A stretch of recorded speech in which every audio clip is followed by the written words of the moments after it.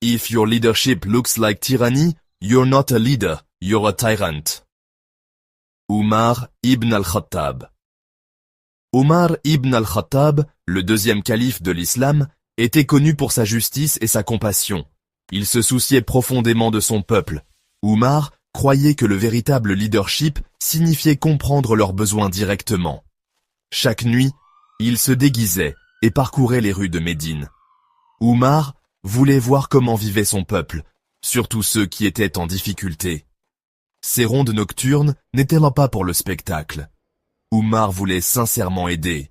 Il croyait que chaque personne dont il avait la charge méritait son attention. Ces marches témoignaient de son dévouement et de son engagement à servir son peuple.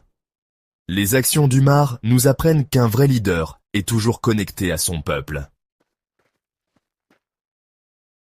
Une nuit, lors de ces rondes, Umar entendit des enfants pleurer à l'intérieur d'une maison. Il s'approcha de la maison et vit une femme remuer une marmite sur un feu. La femme semblait désemparée.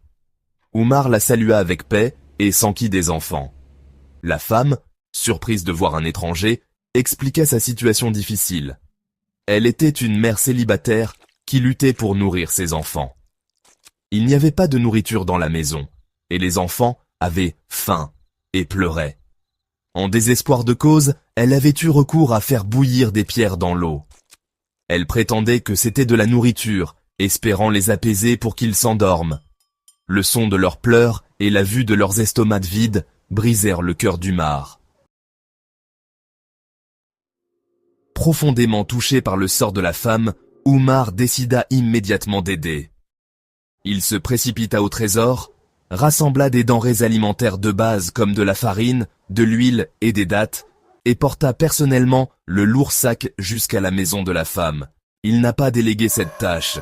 Umar voulait ressentir le poids de leurs difficultés. À son arrivée, il aida la femme à faire du feu et prépara un repas copieux pour elle et ses enfants.